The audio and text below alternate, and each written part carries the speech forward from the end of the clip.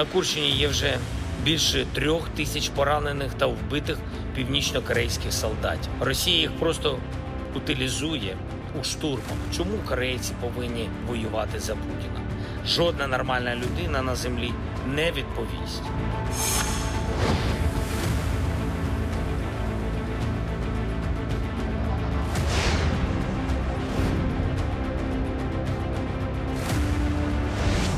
Знаходять їх практично всіх з російськими паспортами, з документами Російської Федерації.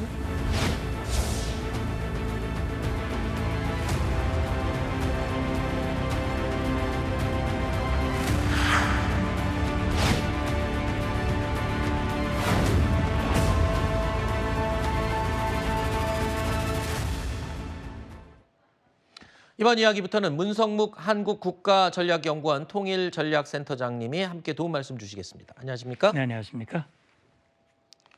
러시아와 우크라이나 전쟁이 어느덧 3년째 이어지고 있습니다. 이런 가운데 격전지 러시아 쿠르스크 지역에서 벌어지고 있는 전투에 투입된 북한군의 피해 규모가 점점 더 커지고 있습니다. 이와 관련해서 최근 우크라이나군이요, 당시 상황이 담긴 영상을 속속 공개하고 있습니다.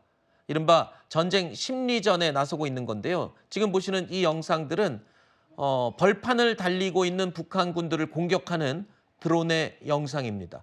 북한군으로 추정되는 병사가 드론을 향해서 총을 난사하거나 아니면 본인에게 다가오는 드론을 손으로 쳐서 막아보려는 발버둥치는 모습을 볼 수 있는데요. 새하얀 눈이 덮인 들판에서 눈에 띄는 짙은 군복을 입고 드론을 피해서 허겁지겁 도망치는, 무방비 상태로 공격당하는 북한군의 충격적인 장면입니다. 우크라이나 군과 우리 정보 당국은요, 북한군이 전선 돌격대 역할을 하고 있고 드론의 무지에서 많은 사상자가 더 발생하고 있다라고 밝힌 바가 있는데, 그런데 최근 러시아군 관계자가요, 이런 입장을 밝혔습니다. 쿠르스크 지역에 투입된 북한군이요, 참호 방어를 하는 임무를 맡고 있다. 이게 무슨 말이냐면요, 진격도 진격이지만 참호를 방어한다는 게 그야말로 총알바지라는 소리라면서요.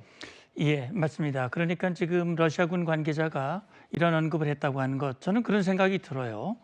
어떻게 보면 지금 말씀하신 대로 총알바지를 이런 표현으로 했을 가능성도 있고, 또 한편으로는 지금 우크라이나 젤렌스키 대통령을 비롯해서 정보 당국의 언급은 돌격대 역할을 하고 있다고 그러는데 이제 방어 역할을 하고 있다고 하는 거거든요. 네. 그렇다면 러시아 측 입장에서는 북한군의 훈련 상태 이런 걸 고려해서 방어 임무 위주를 맡기고 있고, 돌격대가 아니라고 하는 것을 간접적으로 언급하는 것이 아니냐, 네. 이런 생각도 드는데, 어쨌든 참호 방어를 하더라도 지금 북한군은 특수군 출신이고 한국 이 지형과는 전혀 다른 네. 그런 환경 속에서 훈련을 받았기 때문에 지금 저렇게 우크라이나 측이 공개하는 영상과 같이 무참한 그런 희생을 당하고 있다, 이렇게 볼 수 있는 겁니다. 네.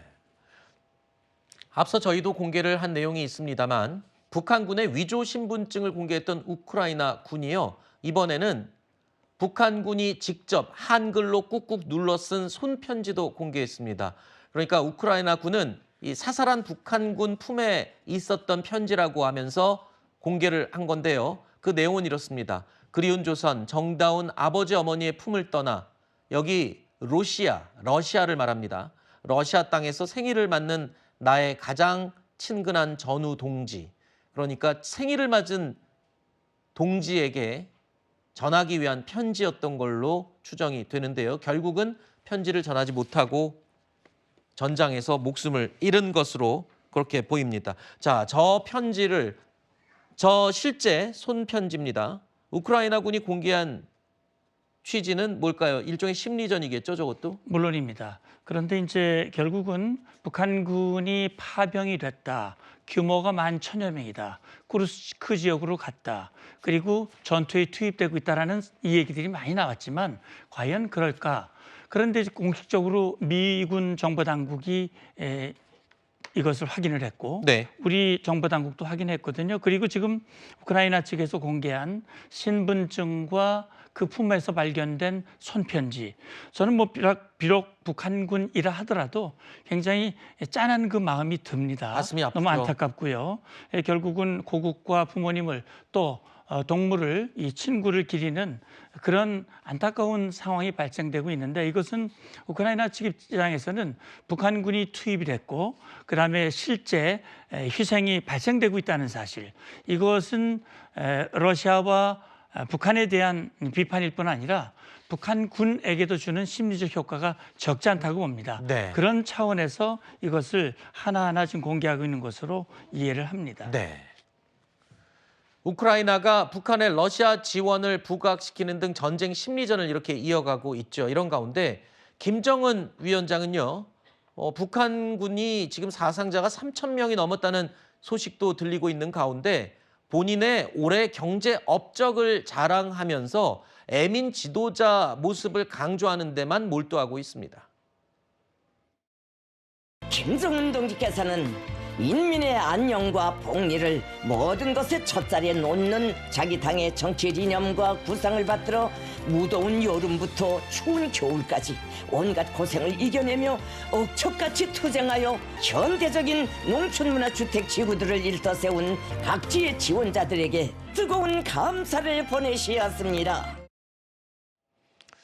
김정은 위원장은 저러면서도 아직도 파병에 대해서는 일절 언급을 하지 않고 있습니다. 오히려 우크라이나를 지원하는 미국을 비난하는 그런 내용은 나오지만요. 그렇죠. 사실 김정은이 정말 애민을 한다면 네. 저렇게 하면 안 되거든요. 사실 그동안 김정은이 집권한 지가 지금 13년이 지났고요. 14년째 접어드는데 그동안 핵미사일 개발에 올인하는 바람에 주민들의 삶을 돌아보지 않았어요. 결국 여름에 엄청난 수해를 당했고 그런데 그 집을 잘 지어줬다고 그걸 애민으로 부각을 하는 것은 어이가 없는 얘기고요. 네. 그리고 젊은이들을 전장, 명분 없는 불법 침략 전장에 보내서 희생을 당하고 있는데 그걸 애민이라고 말할 수 없는 거죠. 그리고 미국을 비판할 그런 입장이 전혀 아닌 겁니다. 이 결국은 푸틴의 어떤 대변인 역할을 지금 하고 있다. 그런 네. 생각이 듭니다. 네.